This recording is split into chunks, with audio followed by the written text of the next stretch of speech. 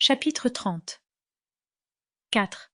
Pour Rachel, le trajet jusqu'à l'hôpital passa à toute vitesse.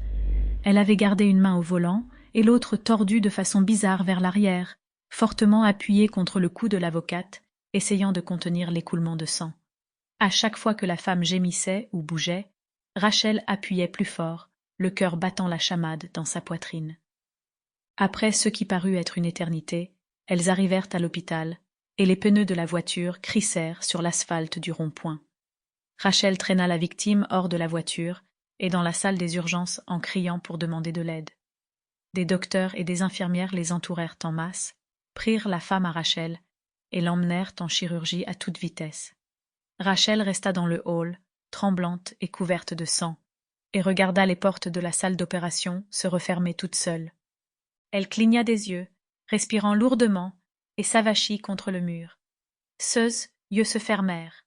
Elle sortit son téléphone les doigts tremblants et envoya un SMS. Le suspect est attaché aux coordonnées suivantes. Arrêtez-le maintenant. Cherchez le cactus. Elle envoya le message, puis les données de son GPS. Elle regarda le message partir, puis passa ses doigts fatigués sur le téléphone. Elle se posa sur un banc devant la salle d'opération, face à un distributeur, cligna des paupières, voulant fermer les yeux, trouver le doux réconfort du sommeil. Cependant, sa propre curiosité la propulsait vers l'avant. Sursautant, elle se rendit compte qu'elle ne connaissait même pas le nom de l'homme qu'elle avait affronté dans le désert. Elle se connecta à la base de données et alla au dossier des employés. Elle saisit les identifiants de l'avocate, puis consulta les informations relatives à son chauffeur. Elle cligna des yeux.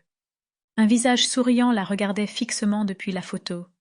Le nom inscrit sous l'image était Tyler Dobson. « Bonjour, Tyler, » murmura-t-elle. Elle reconnut l'homme, bien que, dans le désert, elle ait affronté une version plus fatiguée de l'homme qui la regardait maintenant. Le cœur de Rachel se mit à battre plus vite quand elle lut le dossier de Tyler. Il travaillait pour le cabinet d'avocats depuis plus de 5 ans, et il n'y avait eu ni incident, ni plainte contre lui. Il semblait être un employé modèle. Elle ferma les yeux, pencha brièvement la tête. Puis elle se releva. L'épuisement lui pesait dessus, mais l'affaire n'était pas finie. L'assassin était encore libre. Or, un homme comme lui devait vivre enfermé. Elle commença à marcher dans le hall propre et carrelé de l'hôpital. Le sommeil était une promesse hors de portée, pour l'instant. Elle avança rapidement en sortant ses clés de sa poche. Elle sortit, la fraîcheur de l'air matinal la frappa au visage, et elle trottina jusqu'à la voiture. Elle monta, démarra le moteur, et partit vers... Sample complete. Ready to continue?